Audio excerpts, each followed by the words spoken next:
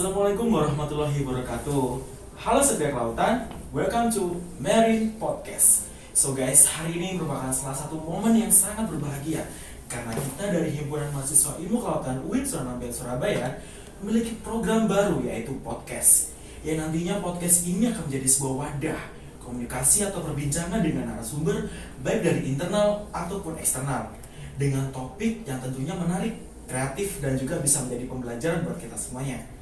Sebelumnya, perkenalkan nama saya Sandra dari anggota Himpunan Mahasiswa Ilmu Kelautan UIN Sunan Surabaya dari Departemen Hubungan Masyarakat. Jadi, pada episode pertama ini kita akan mengangkat tema yaitu Histori dari Ilmu Kelautan UIN Sunan Surabaya. Pada episode pertama kali ini kita akan mengangkat tema yaitu Histori dari Ilmu Kelautan UIN Sunan Surabaya. Di sini saya juga sudah langsung mengundang narasumber dan juga menjadi selaku Ketua Program Studi Ilmu Kelautan UIN Sunan Surabaya, yaitu Ibu Asri Sawiji. Selamat malam Ibu Asri. Malam ya dia? Iya, malam ya? Deteknya malam ya? Iya. Kalau Samudra ini namanya bagus banget ya, sesuai dengan prodi kita ya. Iya. Jadi Ibu Asri, di sini kami mengundang Ibu Asri untuk menceritakan dan menjelaskan histori dari Ilmu Kelautan UIN Sunan sendiri. Sebentar. Kalau ngomongin sejarah itu berarti kita harus flashback ya. Yeah. Flashback. Jadi dulu itu mungkin pada tahunnya ya, Sunan Ampel itu adalah IAIN, Institut Agama Islam Negeri Sunan Ampel Surabaya. Nah, pada tahun 2013 kalau nggak salah ya, tahun 2013 ini berubah, beralih menjadi Universitas Islam Negeri Sunan Ampel Surabaya. Nah, dari universitas itu akhirnya mendirikan prodi-prodi baru, prodi-prodi umum. Nah, salah satunya ya prodi Ilmu Kelautan. Nah, dulu nih para pendiri yang peralihan dari IAIN menjadi UIN ingin banget membuat prodi yang istilahnya mengayomi seluruh masyarakat pesisir gitu. Karena kan kita berbasisnya Islam nih ya, berbasisnya Islam, kita punya banyak nelayan yang notabene garda terdepan nih ya, garda terdepan negara-negara maritim. Nah, karena ini Universitas Islam Kanjeng Eyang Sunan Ampel itu kan kalau kita bisa flashback sejarah nih ya, itu dakwahnya di pesisir, gitu kan, dakwahnya di pesisir. Makanya dulu para dosen yang mengajukan peralihan IAIN menjadi UIN itu, wah penting banget nih prodi ilmu kelautan, belajar mengenai laut, pesisir dan laut, kemudian bagaimana caranya meningkatkan kesejahteraan di masyarakat pesisir ini gitu. Akhirnya jadilah di ACC ya, istilahnya di approve di Kementerian Kemendikbud waktu itu menjadi program sarjana ilmu kelautan gitu. Berarti tujuan dari berdirinya prodi ilmu kelautan bukan hanya berubahnya Institut IAIN menjadi universitas ya Bu ya, tapi juga mungkin dilihat juga dari masyarakat pesisirnya juga Bu ya, yang notabene kan sebenarnya masyarakat pesisir itu banyak yang beragama Islam kan, agama Islam. Bagaimana kita melihat dari sektor itu, sektor Islamnya baik di pesisir, bagaimana meningkatkan kesejahteraan, karena juga kalau dilihat di IAIN itu, dulu IAIN atau UIN Sunan Ampel Surabaya, banyak sekali mahasiswa yang berasal dari pesisir. Nah kan ini jadi menarik, banyak mahasiswa yang berasal dari pesisir, banyak dari Lamongan, Gresik gitu kan, Tuban, Situbondo, Banyuwangi. Dan akhirnya mereka berpikir bagaimana mahasiswa yang notabene banyak teman-teman dari pondok nih ya, pesantren bisa kembali ke daerahnya terus meningkatkan ekonomi lokal mereka gitu. Kalau kita lihat misalnya ilmu kelautan di mana tuh, Brawijaya misalnya, ilmu kelautan di Brawijaya, ilmu kelautan di Makassar dan lain sebagainya, pasti berpikirnya bagaimana memenuhi pengembangan knowledge aja, pengembangan ilmu pengetahuan, tapi juga meningkatkan industri. Nah, kalau di sini kuncinya adalah bagaimana mahasiswa kita kembali ke rumah masing-masing tuh ya, kembali ke rumah masing-masing dan meningkatkan ekonomi lokal mereka gitu. Jadi kalau mau kita runut nih ya, udah masuk ke kurikulum kita itu agak beda nih sama ilmu kelautan yang lain gitu. Perbedaannya di mana? Perbedaannya adalah kita berbasisnya bagaimana mahasiswa itu bisa tahu sebenarnya potensi daerahnya itu apa sih gitu. Kan kalau kita lihat ya, pesantren-pesantren itu banyak yang punya tambak. Kan kiai-kiai itu banyak yang punya tambak. Ya kan? Pasti teman-temanmu di sini juga banyak lah yang anak-anak kiai dan punya tambak. Nah, bagaimana mereka kembali ke pesantrennya, kemudian meningkatkan potensi dari tambaknya itu, kemudian masyarakat sekitarnya juga jadi ikut terbantu kan, gitu. Jadi ya, kalau menurut apa ya, teori apa itu saya lupa. Menurut teori bagaimana caranya lulusan sarjana tidak hanya memenuhi kebutuhan industri, tapi kebutuhan masyarakat sekitar. Menjawab permasalahan pesisir sesuai dengan konteks daerahnya. Gitu dong. Gitu. Jadi yang dipelajari itu bukan cuma, maksudnya ciri khas dari ilmu kelautan Winston itu bukan yang dipelajari bukan hanya ilmu alam ilmu pengetahuan alam aja, tapi juga ilmu agama juga Bu ya. Mungkin jelas dong. Mungkin bisa Ibu jelaskan lagi yang dipelajari di ilmu kelautan Uinsa itu apa aja yang membuat ilmu kelautan Uinsa itu beda dari ilmu kelautan yang ada di universitas lain. Oke, kita break dulu. Kita break dulu ya guys, karena azan maghrib. Jadi lulusan dari mahasiswa ilmu kelautan Uinsa itu nanti bisa kembali lagi Bu ya ke rumahnya masing-masing atau ke daerahnya sendiri-sendiri. Iya, jadi banyak sebenarnya kalau kita pahami ya, di dunia tuh sekarang pada bingung. Loh benar nih, jadi negara-negara maju mereka buat universitas tuh ya, terus bingung karena pemuda-pemuda desa kan kuliah di kota. Ya, oke kan? Kamu dari mana nih? Dari desa. Desa mana? Desa mana? Ini kalau dibilang nanti saya bilang desa tersebut nanti takutnya ibunya nggak tahu. Ya dari daerah, maksudnya provinsi mana nih? Dari kalau saya sendiri dari Sumatera Utara, Pematang Siantar. Pematang Siantar, oke. Terus daerah pegunungan ya berarti ya? Iya, perbukitan. Daerah perbukitan, oke. Banyak teman-teman juga yang dari pesisir kan ya. Dan itu ke kota kan, ini kamu dari Sumatera ke Surabaya nih. Itu kan dari kota besar dong. Iya kan? Nah, ini sama dengan negara maju. Semisal di mana nih, Kendam, ya, saya dulu kuliah di Kanada. Masyarakat di desa, pemuda-pemuda desa, misal dari Halifax atau dari daerah-daerah tertentu ya yang desa, itu pergi ke kota, misal ke Universitas Toronto, misal ke McGill University dan lain sebagainya. Sama kayak kamu kuliah di IAIN Sunan Ampel di Sunan Ampel Surabaya. Kemudian mereka ambil kuliah di sarjana Fakultas Teknik Mesin atau ilmu kelautan. Pasti mereka nggak kembali ke desa, oke? Dan akhirnya di negara-negara maju itu desa-desa tersebut cuman dihuni oleh orang-orang tua. Ya nggak sih? Kalau kita pahami ya, Indonesia kan luar biasa dengan 260 juta penduduk tersebar seluruh Indonesia begitu. Pemuda-pemuda itu masih terus ada di desa. Nah, ini yang akan membangkitkan ekonomi lokal kan begitu ya. Tapi bayangkan semua pemuda itu pergi ke kota untuk belajar, kemudian mereka tidak kembali ke desanya. Apa yang terjadi di desa tersebut? Iya kan? Iya. Betul kan sih. Akhirnya cuma orang-orang tua yang ada di desa. Kalau mereka nanti akhirnya meninggal dan sebagainya kan nggak ada yang akan membangkitkan ekonomi, perekonomian, kesejahteraan di desa tersebut. Bagaimana? Nah, akhirnya dengan melihat dari filosofi tersebut yang ada di negara maju dan lain sebagainya, kita berpikir bahwa urusannya harus beda dari universitas yang lain. Apalagi kita sektornya adalah para santri, pesantren gitu ya, yang harus kembali ke desanya untuk meningkatkan menjadi istilahnya tokoh masyarakat di desa tersebut gitu. Nanti Samudra mungkin bisa nih kembali ke daerah pesisirnya Sumatera apa? Nggak ngerti. Kurang tahu.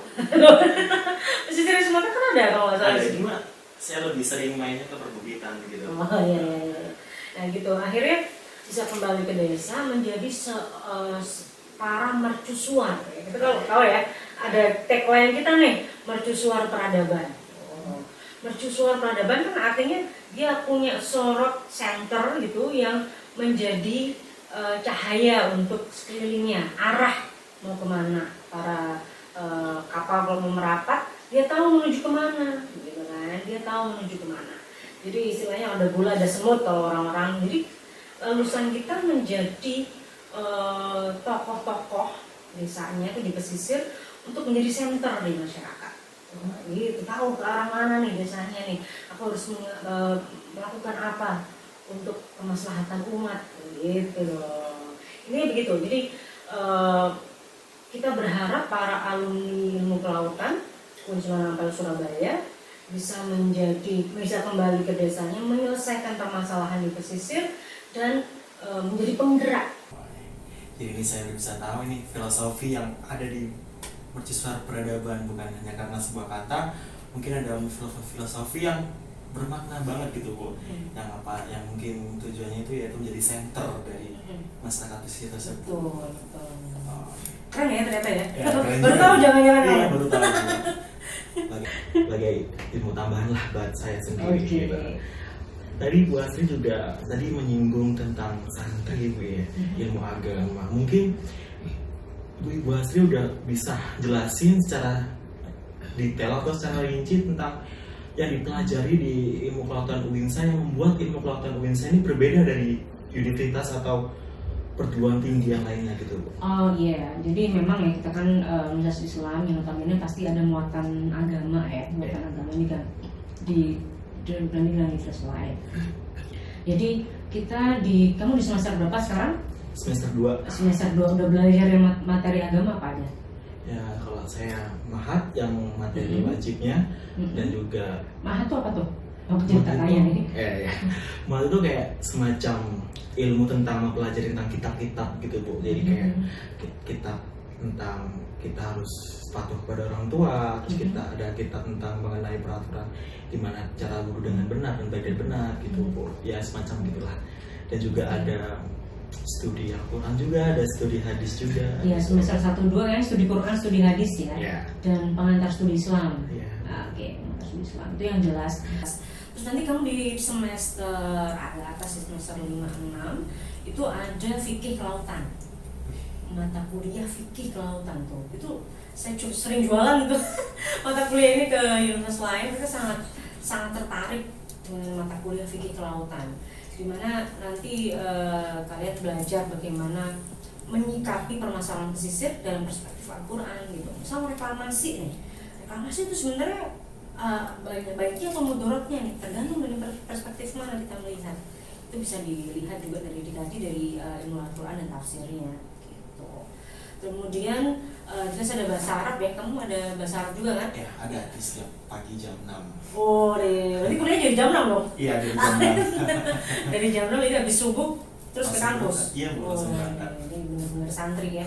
Betul, jadi setelah subuh biasanya kita ke kampus untuk belajar bahasa Arab atau bahasa Inggris biasanya. Bahasa Inggris, kemudian lanjut kuliah biasa ya, kuliah setengah 8 dan 7.45 gitu. Jelas jadi ada bahasa Arab, ma'had, kemudian studi Quran, studi hadis, pengantar studi Islam, dan fikih kelautan. Jadi menarik banget. Dan yang menarik lagi begini Samudra, saya tuh sering kan ketemu dengan pengguna lulusan. Pengguna lulusan tuh artinya adalah bosnya teman-teman alumni. Bosnya teman-teman alumni. Saya tanya dong, gimana nih alumni ilmu kelautan Sunan Ampel Surabaya? Wah keren Bu Asri.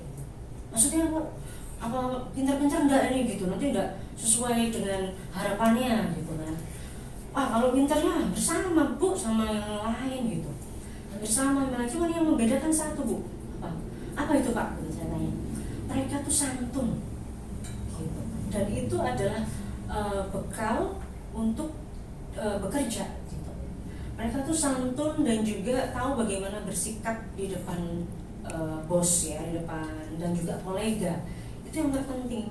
Jadi anak-anak UINSA itu kalau pertama kali pasti ngomongin, wah anak Unsa ini santun-santun ya Bu ya gitu. Etika kerjanya bagus karena mereka sangat menghargai dan bisa bekerja dengan berbagai apa istilahnya ya, bisa sama bos, bisa sama teman sejawat, dan juga dengan masyarakat.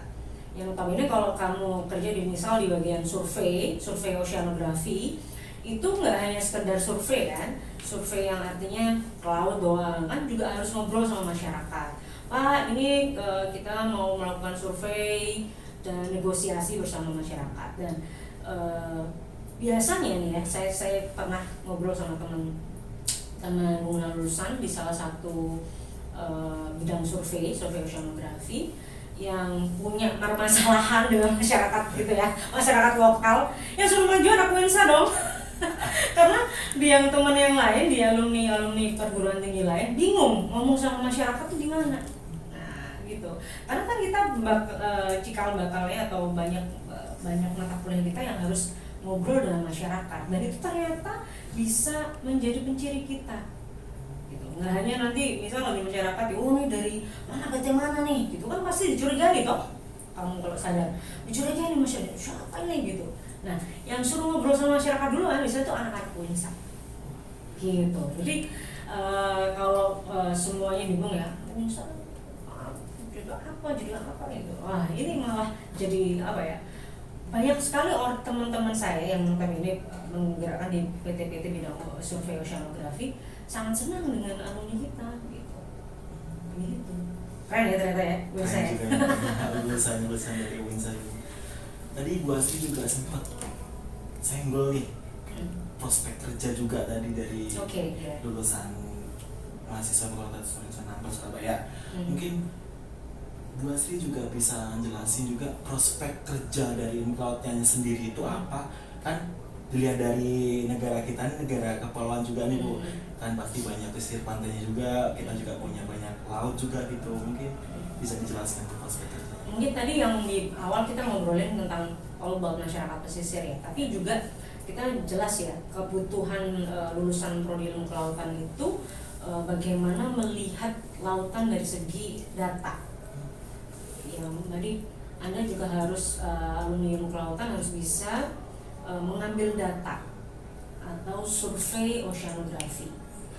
Oke, jadi bidangnya adalah bidang oceanografi yang notabene bagaimana menjadi surveyor di laut. Surveyor di laut ya, keren ya, Bu. Keren ya. Jadi kapten kapal. Jadi kapten kapal. Enggak, jadi survei data di lautan, misal data-data topografi bawah laut gitu kan. Jadi nanti kalau masuk di ilmu kelautan masih belajar tentang oceanografi fisika, oceanografi kimia, oceanografi geologi gitu ya, geomorfologi laut. Nah, ini tahu topografi tentang lautan.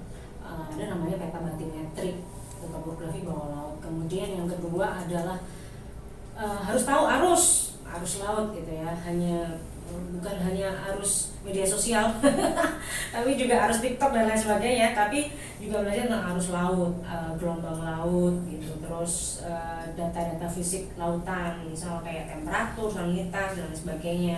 Kemudian data-data tentang meteorologi gitu.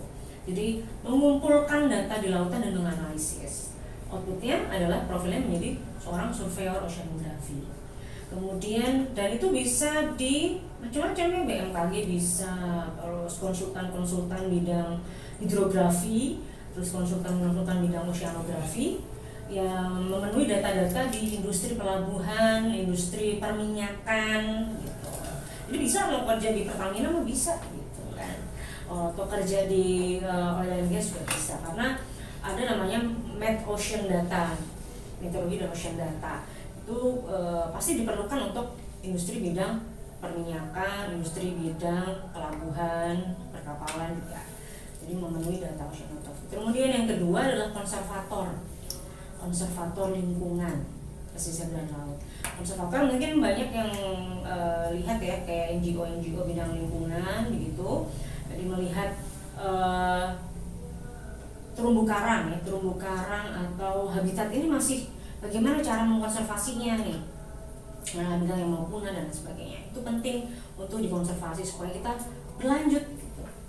karena nih kalau ada satu dua yang punah aja bisa mempengaruhi seluruh dunia gitu ya, gitu kan, gitu. Jadi bisa di NGO juga bidang lingkungan. Lalu yang ketiga adalah menjadi entrepreneur di bidang atau sociopreneur di masyarakat pesisir yang tadi sudah kita bahas banyak. Dari prospek kerja yang Ibu Asri jelaskan tadi nih, pastikan nanti waktu pembelajaran di Ilmu Kelautan UINSA kita harus survei ke lapangan langsung kan Bu, ya kan? Dan mungkin Ibu Asri juga bisa menyebutkan sih fasilitas yang kita dapatkan nanti waktu kita kuliah di Ilmu Kelautan UINSA. Kan dengar-dengar juga nih Ilmu Kelautan UINSA ada kampus baru nih, kampus 2 nih. Iya. Gitu. Kita masih ini ya, pengen banget pindah tapi belum jadi. Nanti insya Allah lah, ntar tahun ini insya Allah kita pindah ke kampus 2. Jadi kita nanti di daerah Gunung Anyar ya, daerah Gunung Anyar. Kita punya 8 lab. Wih, 8 ya. 8 laboratorium. 8 laboratorium itu yang pertama laboratorium pencemaran laut. Terus laboratorium mikrobioteknologi laut. Kemudian Marine Natural Product Laboratory, kemudian lab sistem observasi lautan, terus lab pemodelan oceanografi, lab SIG, sistem informasi geografis, kemudian lab lingkungan laut, nanti itu lab lingkungan laut untuk budidaya dan lain sebagainya. Terus satu lagi lab masyarakat pesisir, pengembangan masyarakat pesisir. Jadi punya 8 tuh, banyak kan ya? Jadi ya, dan fasilitasnya insya Allah sudah cukup lengkap lah. Kita punya alat surveinya sekarang udah keren lah ya, alat surveinya sudah punya echosonder, terus karometer dan sebagainya, banyak. Kemudian lab-lab yang nanti di kampus juga makin bagus gitu. Keren juga di kampus 2. Iya dong. Lebih lengkap jelas lah. Ya nuansanya juga mungkin lebih bagus, lebih luas juga. Nanti kita di lantai 6. Di lantai 6 gedung Twin Tower yang kampus 2. Berarti pakai lift kan dulu, kan pakai tangga lagi ya? Iya, tergantung kalau kalau liftnya lagi ngadet ya naik ya. Iya, jadi ya, tapi dulu kalau saya kuliah di luar negeri tuh ya, kuliah pagi, liftnya ngantri. Jadi kamu harus naik tangga. Sehat kan? Nang lantai. Belum lantai lumayan. Mending kita daripada nanti yang di lantai 9. Sampai lantai 9 nanti. Yang apa Ibu? Di gedung Twin Tower cuma lantai 9. Di kampus 2 nanti, kita di lantai 6. Prodi kelautan di lantai 6, prodi yang lain nggak ada di lantai bawahnya. Oh, ada lantainya sendiri-sendiri. Lantai sendiri-sendiri. Oke. Pertanyaan terakhir nih Bu. Boleh. Menurut Bu Asri sendiri, kan Ibu tadi kan sudah saya jelaskan juga, Indonesia itu negara kepulauan dan juga negara pesisir, dan juga mungkin bisa dibilang negara yang tanda kutip bisa berkembang lebih pesat daripada negara-negara lain gitu. Dan mungkin dari perkembangannya itu, mungkin dari bidang kelautannya sendiri tuh Bu, mungkin Bu Asri bisa ngasih statement atau mungkin pendapat, apakah proyeksi pekerjaan dari ilmu kelautan ini masih dalam tanda kutip itu masih penting atau masih bisa jadikan pacuan untuk berkembangnya negara Indonesia ini Bu? Oh jelas dong, kan Pak Presiden Jokowi kan sudah mengatakan bahwa kita akan harus menjadi poros maritim dunia, gitu kan, poros maritim dunia. Dan kalau tidak diisi oleh lulusan bidang kelautan dan perikanan, mau kemana negara kita gitu, ya kan? Nah, prospek kedepannya menurut saya sudah tidak lagi green economy tapi blue economy. Semua ketahanan pangan itu di laut. Nah, kita sebagai prodi ilmu kelautan, apalagi tadi kita punya trademark adalah mercusuar peradaban, kita bisa mengisi itu. Sebagai contoh gini, sekarang kan kita punya nih marine station di Banyuwangi. Jadi marine station kita tuh namanya di Grand Watu Dodol di Banyuwangi, yang bekerja sama dengan masyarakat pesisir gitu kan, membuat keramba jaring dasar tentang pembesaran lobster. Wah keren ya, Lobster nih. lobster dong, 1 kilonya udah berapa itu kan ya. Dan dengan cara seperti ini bagaimana kita membudidayakan satu komoditas yang bernilai ekonomi tinggi gitu kan, dan bisa mengekspor sampai luar negeri. Bayangkan, jutaan cuy. Iya. Jutawan cuy kan gitu. Dan kalau kita membuat di garis pantai kita tuh berapa, ayo nomor berapa di dunia, ayo Sandra. Yang kedua mungkin. Oke, nomor 2 di dunia. Dan kalau kita setiap lulusan perikanan dan kelautan di Indonesia, ambil aja satu desa, tiap orang satu desa mengembangkan, membudidayakan sesuatu, terus ya menjadi konservator juga di lingkungan tersebut, gimana jadinya Indonesia?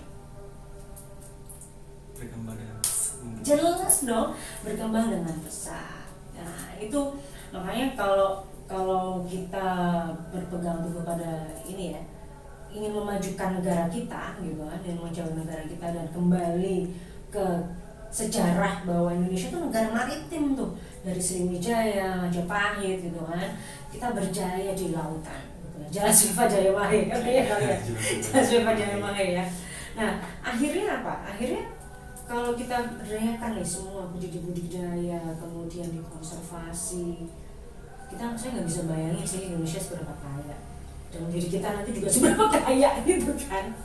Kalau kita ekspor nih satu komoditas bisa sampai puluhan atau ratusan juta sekali ekspor kan gitu. Dan Indonesia itu kan di lautan tropis ya, lautan tropis sekarang diversitasnya paling tinggi di dunia. Dengan diversitas paling tinggi seperti ini, negara lain pasti demanding kan, kita kan demanding. Adanya tuh cuma di Indonesia gitu, tapi kalau nggak ada, ini kita yang akan mengakomodasi itu kan gitu.